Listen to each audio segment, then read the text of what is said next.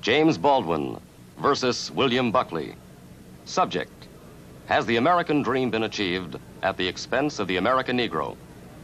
This debate was held recently at the Cambridge Union, Cambridge University, England, and was recorded for use by NET.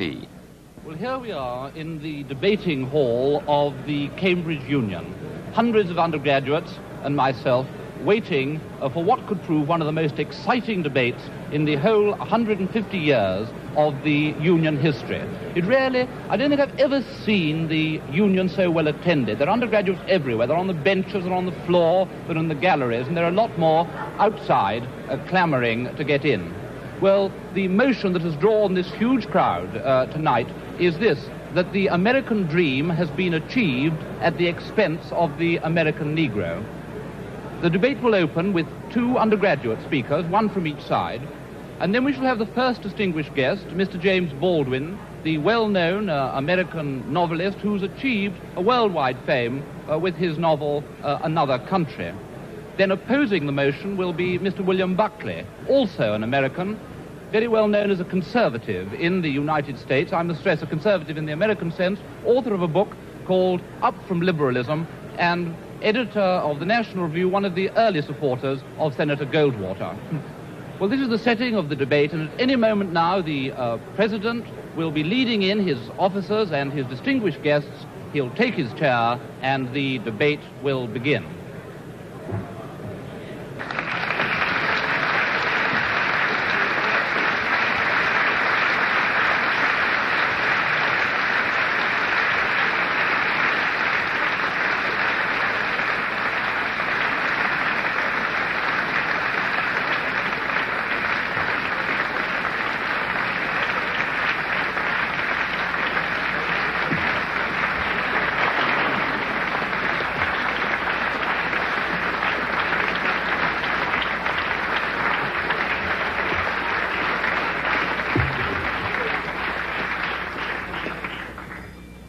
The motion before the House tonight is, the American dream is at the expense of the American Negro. We propose to Mr. David Haycock of Pembroke College, and I oppose to Mr. Jeremy Burford of Emmanuel College. Mr. James Baldwin will speak third. Mr. William F. Buckley Jr. will speak fourth. Mr. Haycock is the ear of the House.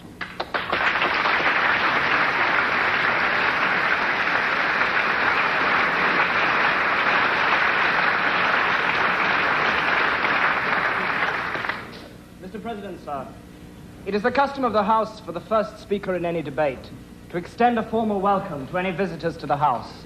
I can honestly say, however, that it is a very great honor to be able to welcome to the House this evening Mr. William Buckley and Mr. James Baldwin.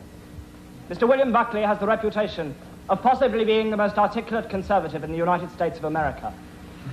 He was a graduate of Yale, and he first gained a reputation for himself by publishing a book entitled God and Man and Yale. Since then, he has devoted himself to the secular, and this has included Norman Mailer, Kenneth Tynan, Mary McCarthy, and Fidel Castro, none of whom have come out of their confrontations unscathed. At present, his principal occupation is editing a right-wing newspaper in the United States entitled The National Review. Mr. James Baldwin is hardly in need of introduction. His reputation, both as a novelist and as an advocate of civil rights, is international. His third novel, Another Country, has been published as a paperback in England today.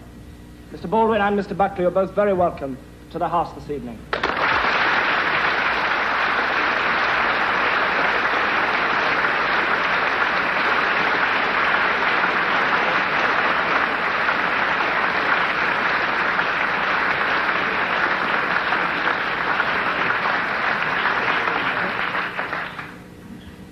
Imagine, Mr. President, a society which above all values freedom and equality. A society in which artificial barriers to fulfillment and achievement are unheard of. A society in which a man may begin his life as a rail splitter and end it as president. A society in which all men are free in every sense of the word. Free to live where they choose, free to work where they choose. Equal in the eyes of the law and every public authority, and equal in the eyes of their fellows. A society, in fact, in which intolerance and prejudice are meaningless terms. Imagine, however, Mr. President, that a condition of this utopia has been the persistent and quite deliberate exploitation of 1/9 of its inhabitants. That 1 man in 9 has been denied those rights which the rest of that society takes for granted.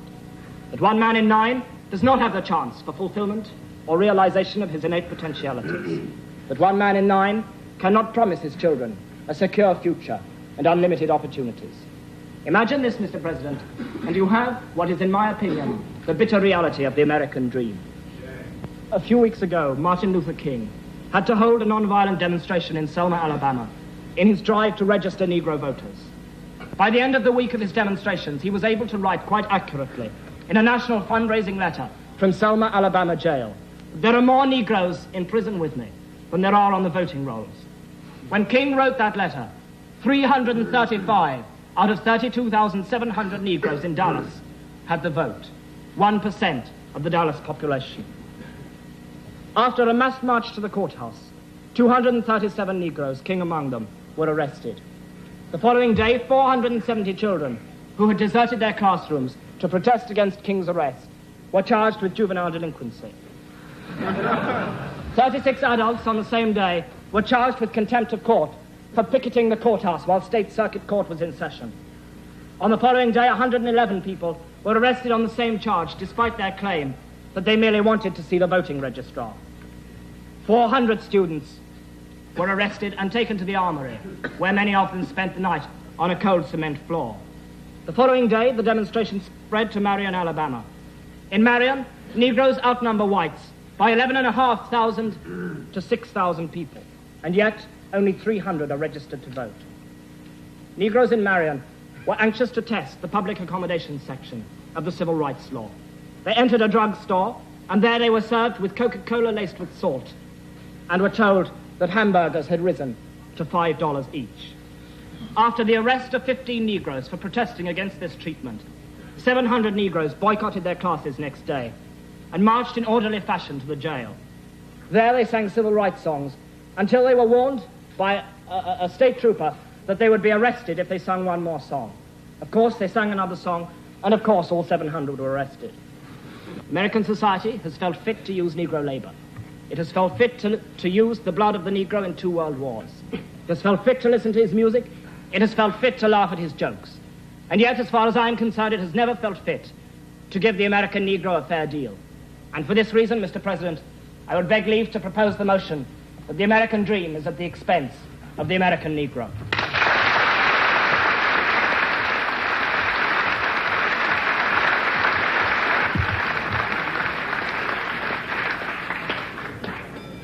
I now call Mr. Jeremy Burford of Emmanuel College to oppose the motion.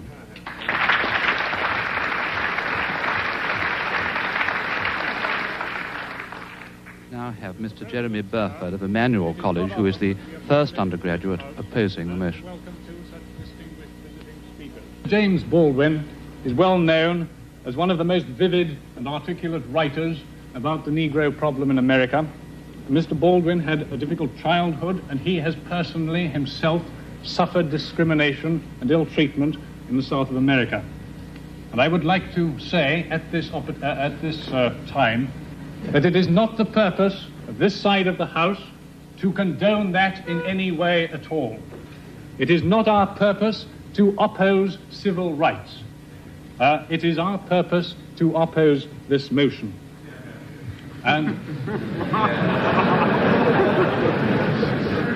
thank you, sir. Come and collect your fee afterwards.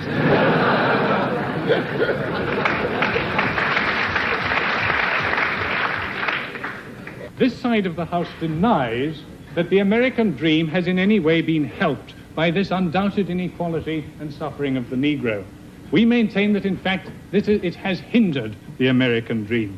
And if there had been equality, if there had been true freedom of opportunity, the American dream would be very much more advanced than it is now.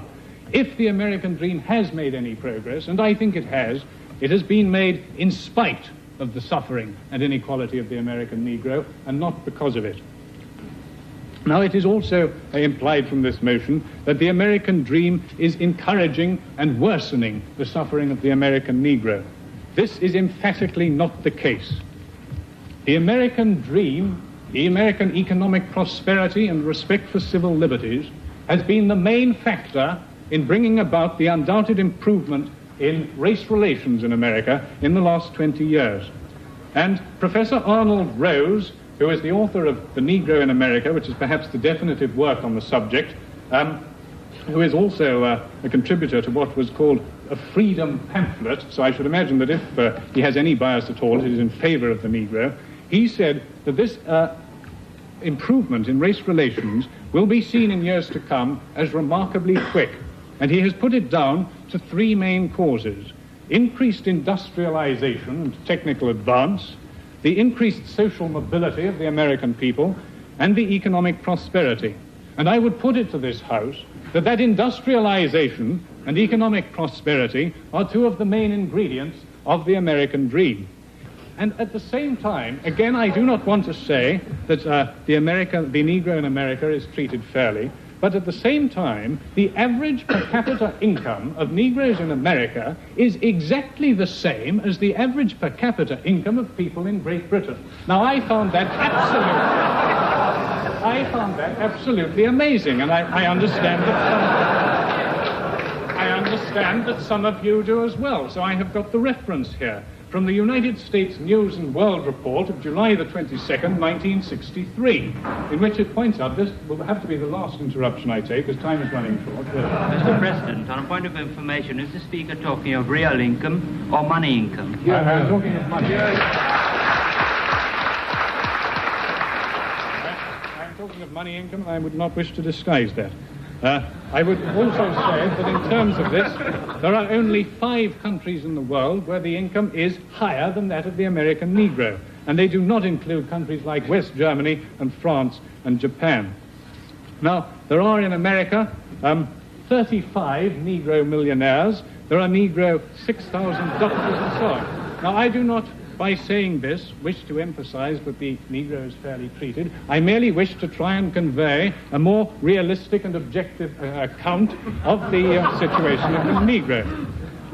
I agree that there are Negroes who are very poor indeed, such as the old gentleman in the South who was talking about some of his wealthier brethren. And he was saying, yes, some of these rich Negroes, they put on airs, they like the bottom figure of a fraction. The bigger they try to be, the smaller they really are.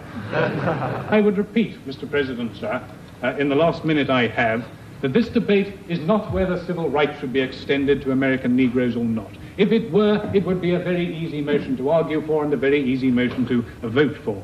The debate tonight concerns whether the American dream is at the expense of the American Negro. That is, whether the American Negro has paid for the American dream with his suffering, or whether the American dream has furthered Negro inequality. And I would deny both those two precepts. I would say that Negro inequality has hindered the American dream, and I would say that the American dream has been very important indeed in furthering civil rights and in furthering freedom for the American Negro. Mr. President, sir, I beg to oppose the motion.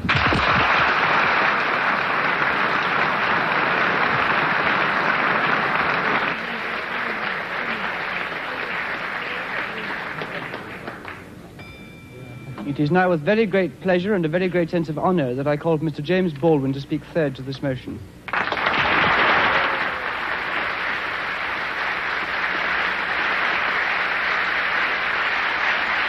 Now we have Mr. James Baldwin, the star of the evening, who has been sitting, listening attentively, and getting a wonderful reception here in the Cambridge Union. Tremendous enthusiasm from all sides of the House for Mr. Baldwin, who has been listening to the arguments. Now will bring the voice of actual experience to the debate. Good evening. I find myself, not for the first time, in the position of a kind of Jeremiah.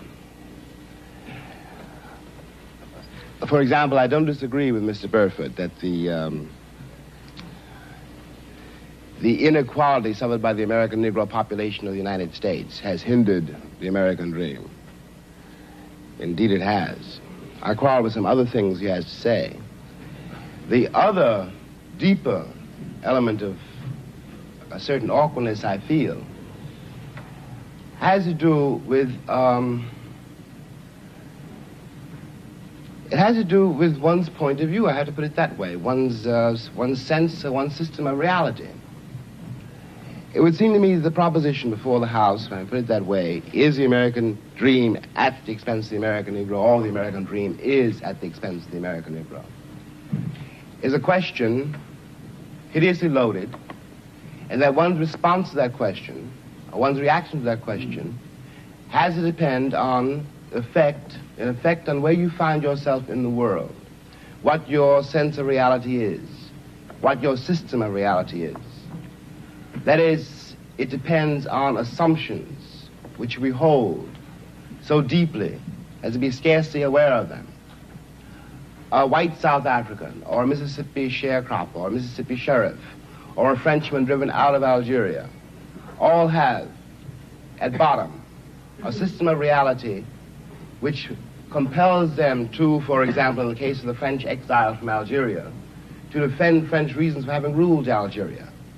The Mississippi or the Alabama sheriff, who really does believe when he's facing a Negro boy or girl that this woman, this man, this child must be insane to attack the system to which he owes his entire identity. Of course, for such a person, the proposition of which we're trying to discuss here tonight does not exist. And on the other hand, I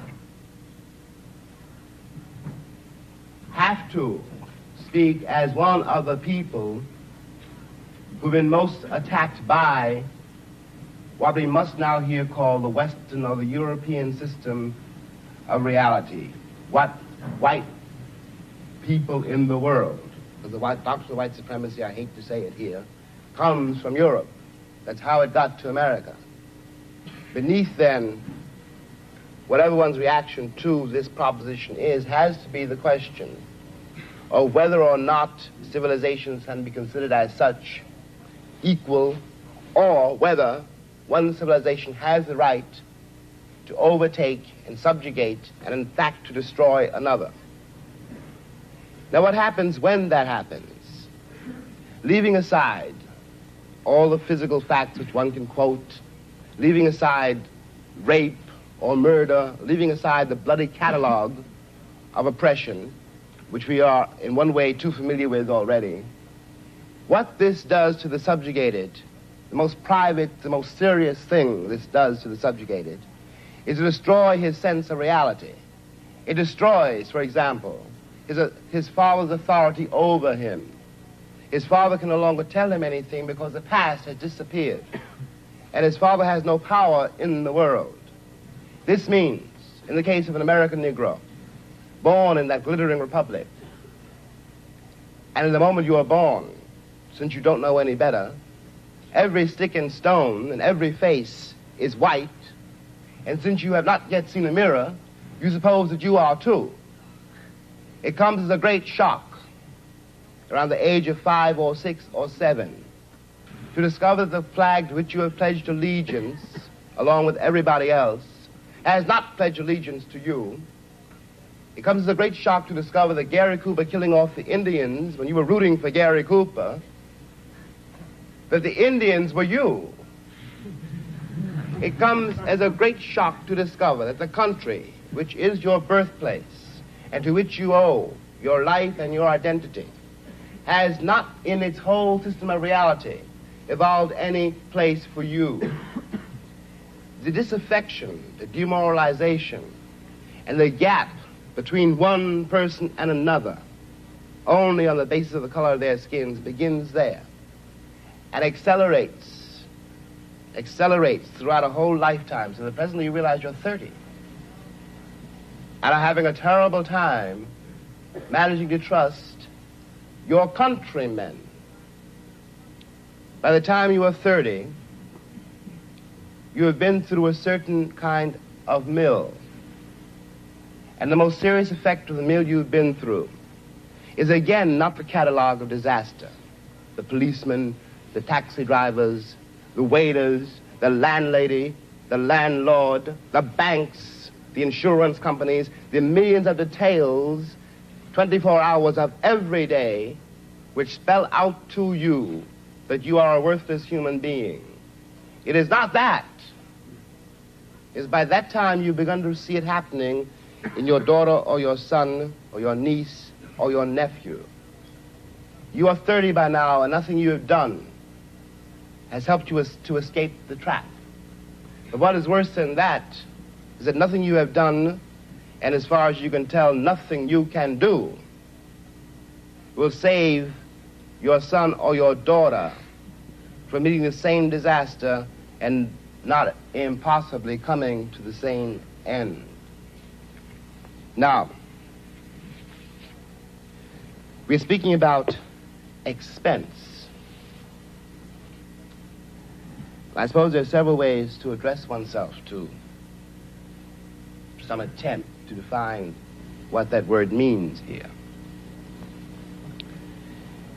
Let me put it this way, that from a very literal point of view, the harbors and the ports and the railroads of the country, the economy, especially of the southern states, could not conceivably be what it has become if they had not had, and do not still have indeed, and for so long, so many generations, cheap labor. I am stating very seriously, and this is not an overstatement,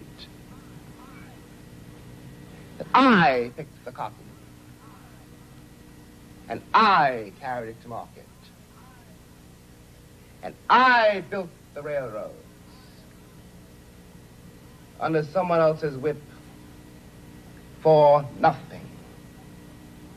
For nothing. The Southern oligarchy, which has until today so much power in Washington, and therefore some power in the world, was created by my labor and my sweat, and the violation of my women and the murder of my children. This, in the land of the free and the home of the brave. And no one can challenge that statement. It is a matter of historical record. In another way, this dream, and we'll get to the dream in a moment, is at the expense of the American Negro. You watch this in the Deep South in great relief, but not only in the Deep South. In the Deep South, you are dealing with a sheriff or a landlord or a landlady or the girl at the Western Union desk. And she doesn't know quite who she's dealing with, by which I mean that if you're not part of the town, and if you are a northern nigger, it shows in millions of ways. So she simply knows that it's an unknown quantity, and she wants to have nothing to do with it. So she won't talk to you. You have to wait for a while to get your telegram. Okay, we all know this. We've been through it. And by the time you get to be a man, it's very easy to deal with. But what is happening in the poor woman, the poor man's mind, is this. They've been raised to believe, and by now they helplessly believe, that no matter how terrible their lives may be, and their lives have been quite terrible, and no matter how far they fall, no matter what disaster overtakes them, they have one enormous knowledge and consolation, which is like a heavenly revelation. At least they are not black.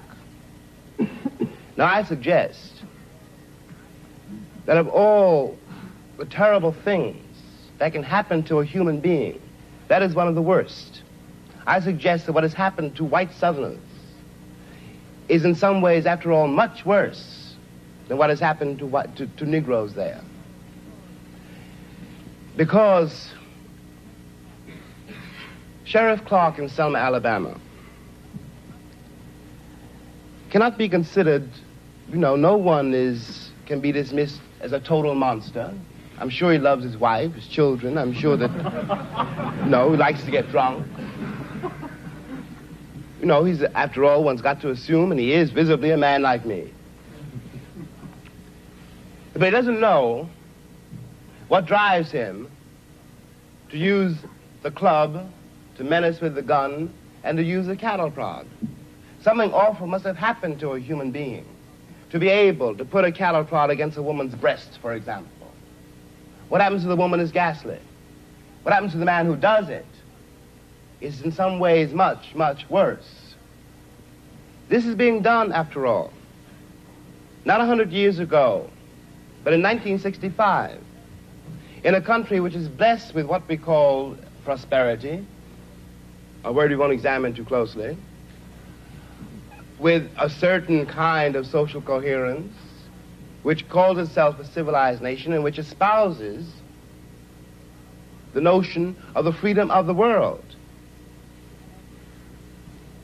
And it is perfectly true from the point of view now simply of an American Negro. Any American Negro watching this, no matter where he is, from the vantage point of Harlem, which is another terrible place, has to say to himself, in spite of what the government says we can't do anything about it. But those are white people being murdered in Mississippi work farms, being carried off to jail. Those are white children running up and down the streets. The government would find some way of doing something about it. We have a civil rights bill now. We had an amendment, the 15th Amendment, nearly 100 years ago. I hate to sound again like an Old Testament prophet, but if the amendment was not honored then, I don't have any reason for believing the civil rights bill will be honored now. And after all, one's been there since before, a lot of other people got there. If one has got to prove one's title to the land, isn't 400 years enough? 400 years, at least 3 wars. The American soil is full of the corpses of my ancestors. Why is my freedom or my citizenship or my right to live there, how is it conceivably a question now? And I suggest further that in the same way, the moral life of Alabama sheriffs and poor Alabama ladies, white ladies, their moral lives have been destroyed by the plague called color, that the American sense of reality has been corrupted by it. At the risk of sounding excessive, what I always felt when I finally left the country, found myself abroad in other places, and watched Americans abroad.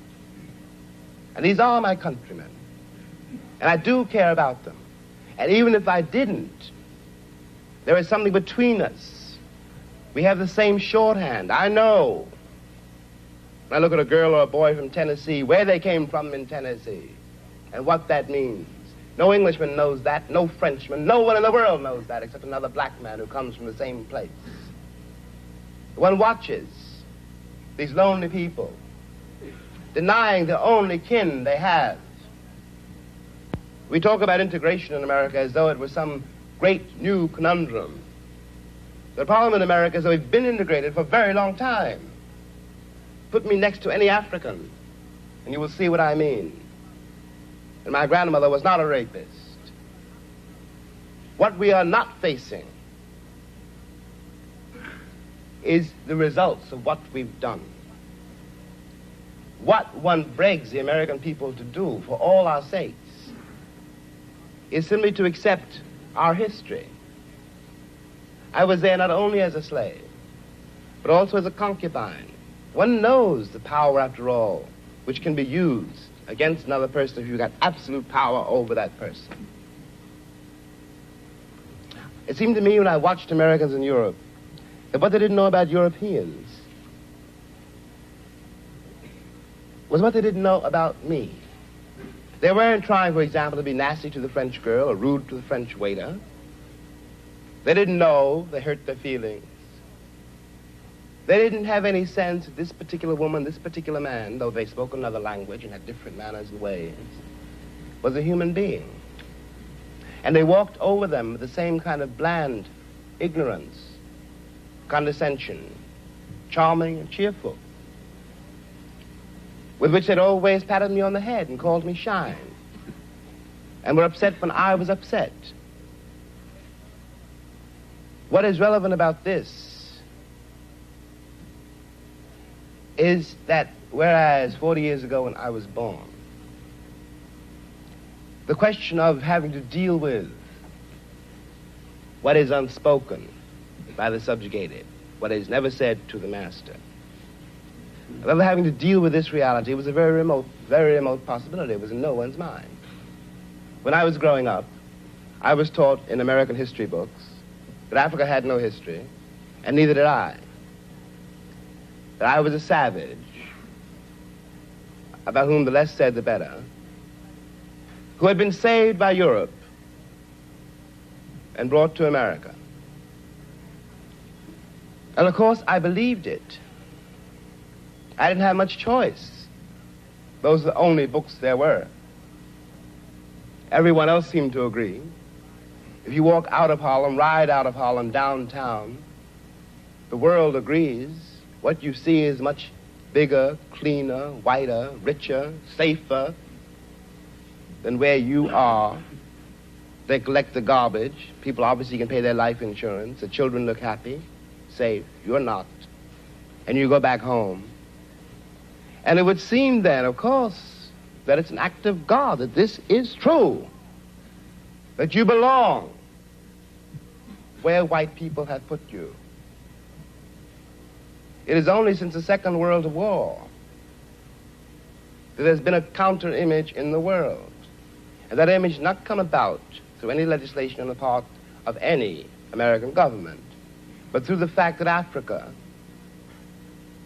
was suddenly on the stage of the world, and Africans had to be dealt with in a way that had never been dealt with before. This gave an American Negro for the first time a sense of himself beyond a savage or a clown. It has created, and will create, a great many conundrums. One of the great things that the white world does not know, but I think I do know, is that black people are just like everybody else. One has used the myth of Negro and the myth of color to pretend and to assume that you are dealing essentially with something exotic, bizarre, and practically, according to human laws, unknown. Alas, that is not true. We are also mercenaries, dictators, murderers, liars. We are human too. What is crucial here is that unless we can manage to establish some kind of dialogue between those people whom I pretend have paid for the American dream and those other people who have not achieved it, we will be in terrible trouble. I want to say at the end, at the last, is that that is what concerns me most.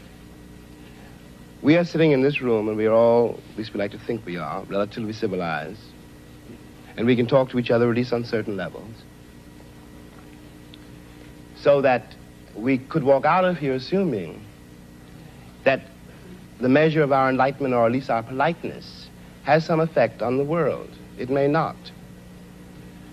I remember, for example, when the ex-Attorney General, Mr. Robert Kennedy, said that it was conceivable that in 40 years in America we might have a Negro president. And that sounded like a very emancipated statement, I suppose, to white people. They were not in Harlem when this statement was first heard, and did not hear, and possibly will never hear, the laughter and the bitterness and the scorn with which the statement was greeted. From the point of view of the man in the Harlem barbershop, Bobby Kennedy only got here yesterday. And now he's already on his way to the presidency. We've been here for 400 years, and now he tells us that maybe in 40 years, if you're good, we may let you become president. What is dangerous here is the turning away from anything any white American says. The reason for the political hesitation in spite of the Johnson landslide is the one has been betrayed by American politicians for so long. And I am a grown man, and perhaps I can be reasoned with. I certainly hope I can be. But I don't know, and neither does Martin Luther King. None of us know how to deal with those other people whom the white world has so long ignored, who don't believe anything the white world says and don't entirely believe anything I or Martin say. And one can't blame them. You watch what has happened to them in less than 20 years. It seems to me that the city of New York, for example, this is my last point, which had Negroes in it for a very long time. If the city of New York were able, as it has indeed been able, in the last 15 years to reconstruct itself, tear down buildings and raise great new ones, downtown and for money, and has done nothing whatever except build housing projects in the ghetto for the Negroes. And of course the Negroes hate it. Presently the property does indeed deteriorate because the children cannot bear it. They want to get out of the ghetto. If the American pretensions were based on more solid,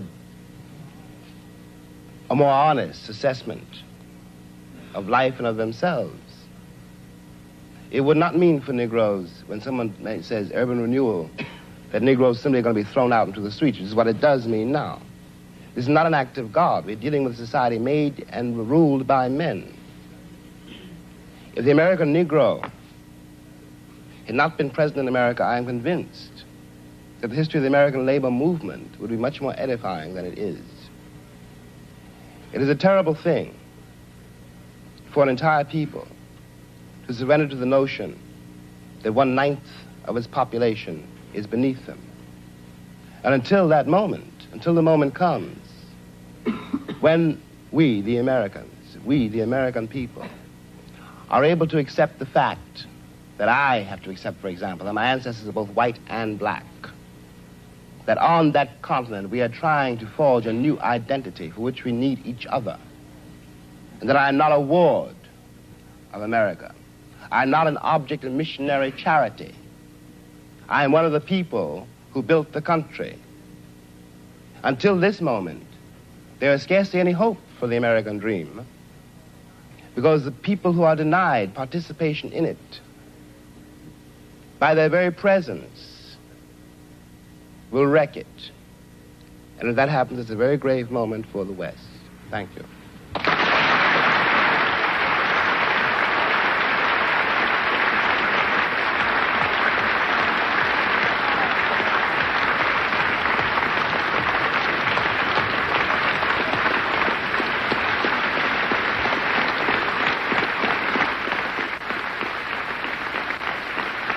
Tremendously moving moment now, the whole of the Union standing and applauding this magnificent speech of James Baldwin.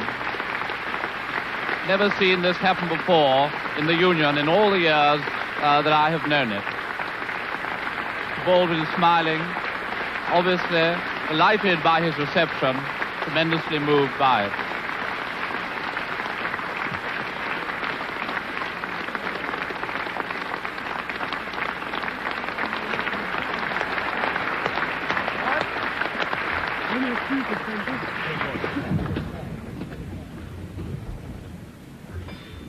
I am now very grateful and very pleased to be able to call on Mr. William F. Buckley Jr. to speak forth to this motion.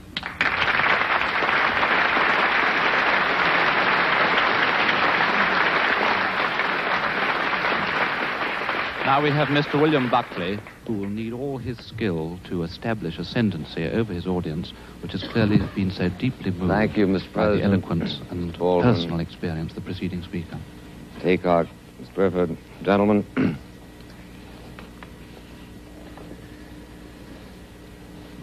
It seems to me that of all the indictments Mr. Baldwin has made of America, here tonight and in his copious literature of protest, the one that is most striking involves, in effect,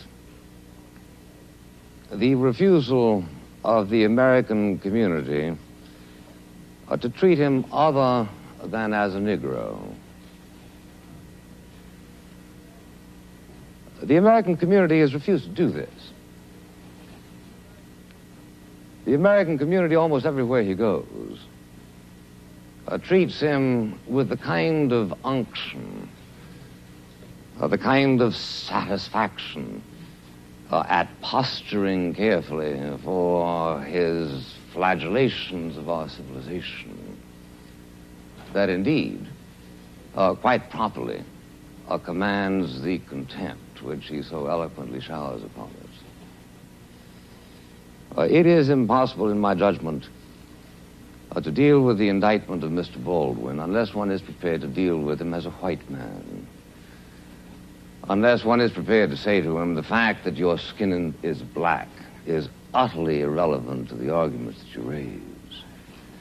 The fact that you sit here, as is your rhetorical device, and lay the entire weight of the Negro ordeal on your own shoulders, is irrelevant to the argument that we are here to discuss. The gravamen of Mr. Baldwin's charges against America are not so much that our civilization has failed him and his people, that our ideals are insufficient, but that we have no ideals. That our ideals rather are some sort of a superficial coating which we come up with at any given moment in order to justify whatever commercial and noxious experiment we are engaged in. Thus, Mr. Baldwin can write his book, The Fire Next Time, in which he threatens America.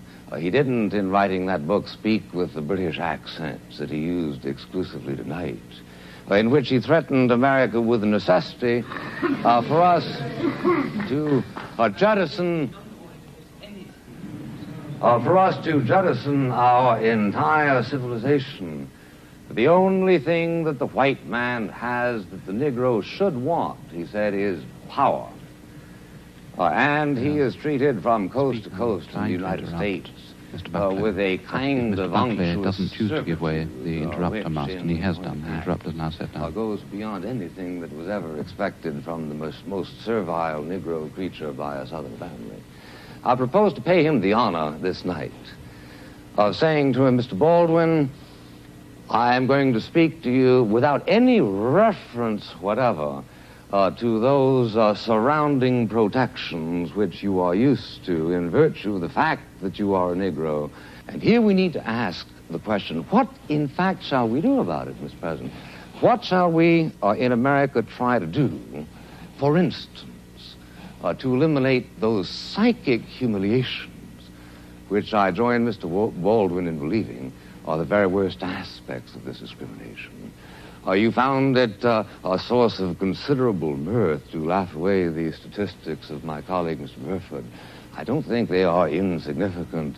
They are certainly not insignificant in a world which attaches a considerable importance to material progress.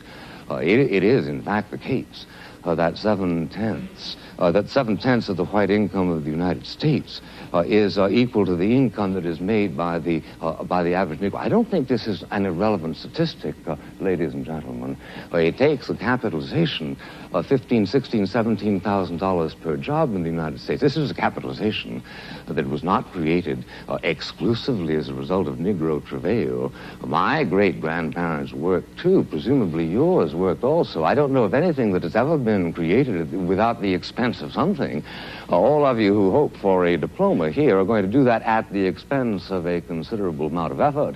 And I would thank you, please not to belie the fact that a considerable amount of effort went into the production of a system which grants a greater degree of material well-being to the American Negro than that is enjoyed by 95% of the other peoples of the human race. But even so, to the extent that your withering laughter suggested here that you found this a contemptible observation, I agree.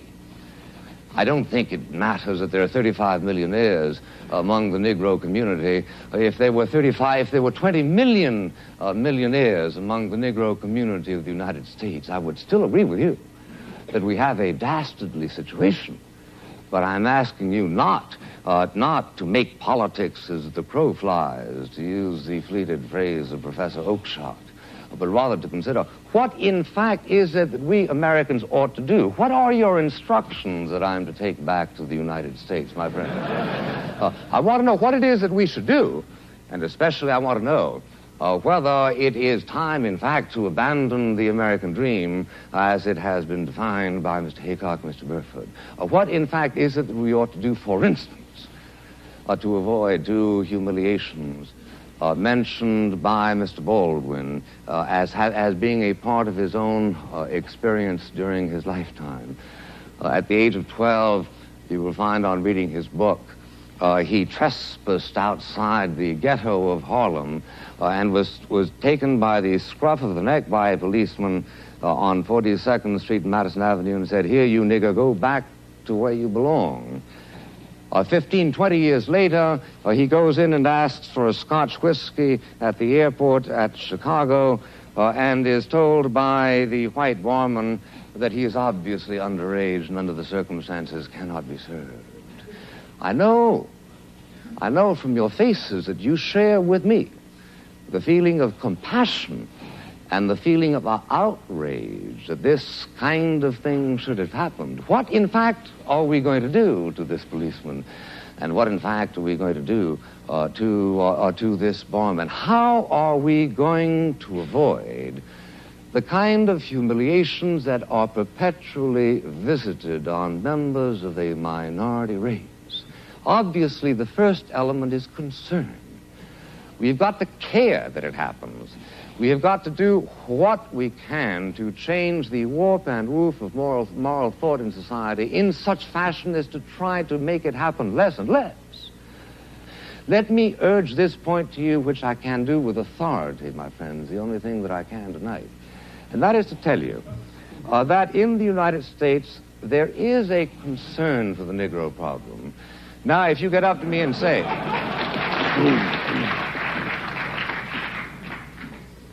if you get up to me and say, well, now, is there the kind of concern that we, students of Cambridge, would show if the problem were our own? All I can say is I don't know. It may very well be that there has been some sort of a sunburst of moral enlightenment that has hit this community, so as to make it predictable that if you were the governors of the United States, the situation would change overnight. I'm prepared to grant this as a form of courtesy, Mr. President. But meanwhile, I am saying to you that the engines of concern in the United States are working. The presence of Mr. Baldwin here tonight is in part a reflection of that concern.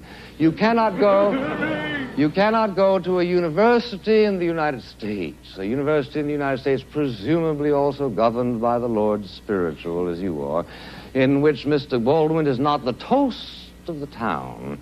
You cannot go to a university of the United States in which practically all other problems of public policy are preempted by the primary policy of concern for the Negro.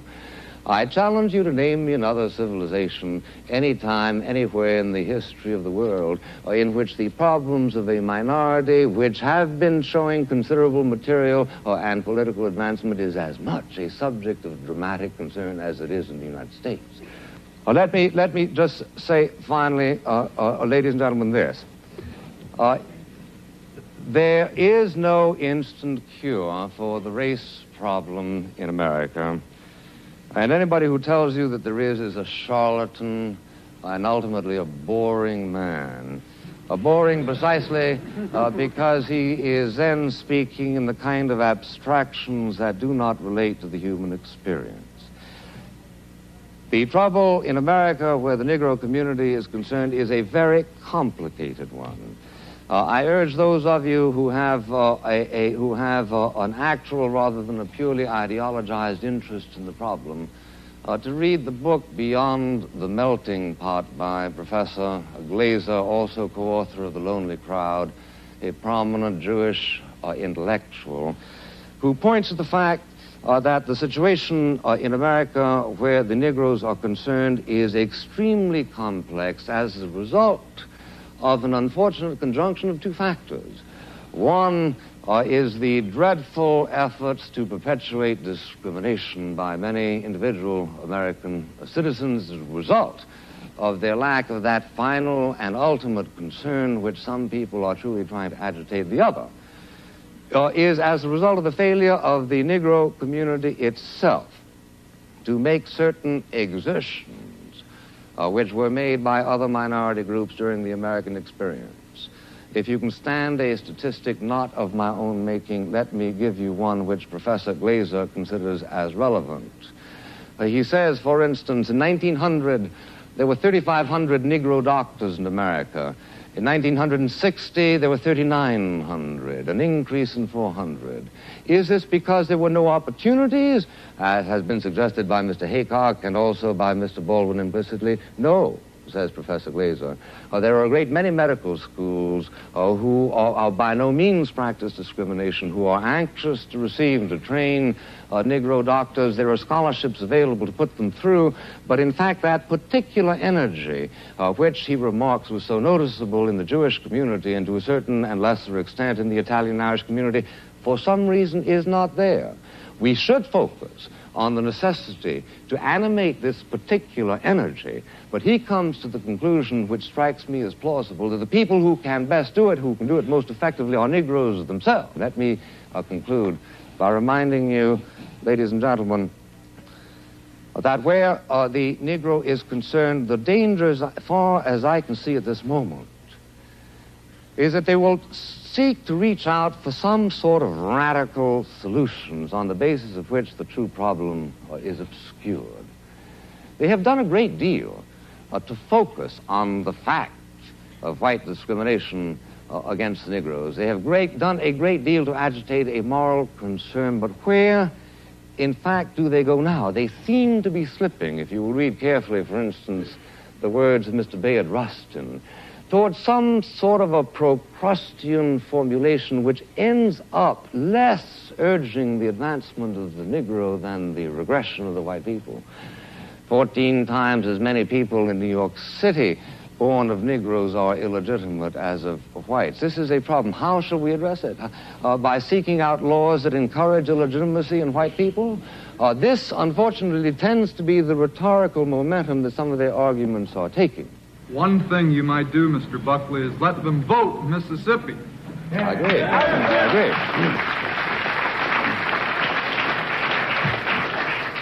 I couldn't agree with you more, and for except lest I appear too ingratiating, which is hardly my objective here tonight. I think actually what is wrong in Mississippi, sir, is not that not enough Negroes are voting, but that too many white people are voting.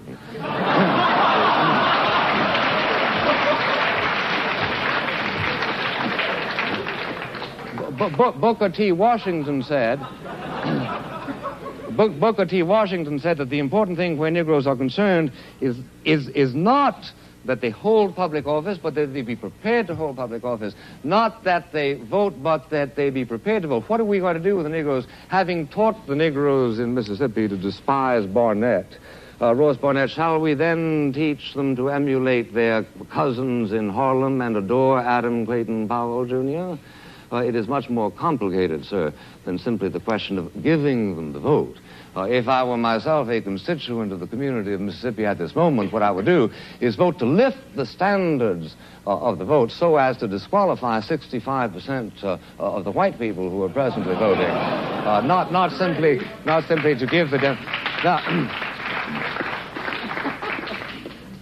I say then that what we need is a considerable amount of frankness that acknowledges that there are two sets of difficulties. The difficulties of the white person who acts as white people and brown people and black people do all over the world to protect their own vested interests, who have, as all of the races in the entire world have, and suffer from a kind of a racial narcissism which tends always to convert every contingency into such a way as to maximize their own power. That, yes, we must do. But we must also reach through to the Negro people and tell them that their best chances are in a mobile society. And the most mobile society in the world today, my friends, is the United States of America.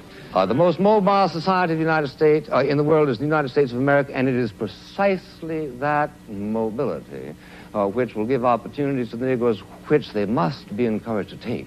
But they must not, in the course of their ordeal, be encouraged to adopt the kind of cynicism, the kind of despair, the kind of iconoclasm that is urged upon them by Mr. Baldwin in his recent works.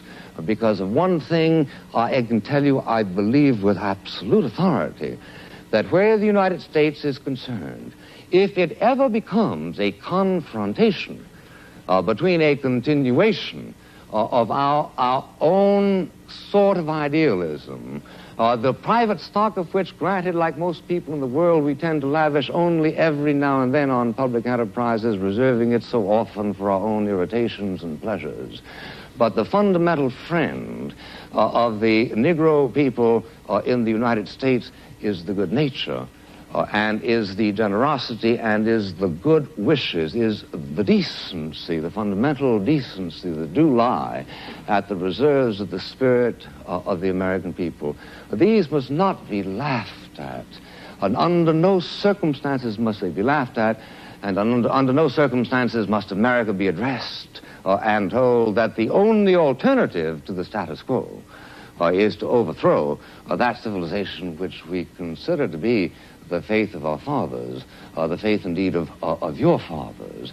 This is what must animate whatever meliorism must come, because if it does finally come to a confrontation, a radical confrontation between giving up what we understand to be the best features of the American way of life, which at that level is indistinguishable, so far as I can see, from the European way of life, then we will fight the issue. And we will fight the issue not only in the Cambridge Union, but we will fight it as you were once recently called to do, on beaches and on hills and on mountains and on landing grounds. And we will be convinced that just as you won the war against a particular threat to civilization, you were nevertheless waging a war in favor of and for the benefit of Germans, your own enemies, just as we are convinced that if it should ever come to that kind of a confrontation, our own determination to win the struggle will be a determination to wage a war not only for whites, but also for Negroes.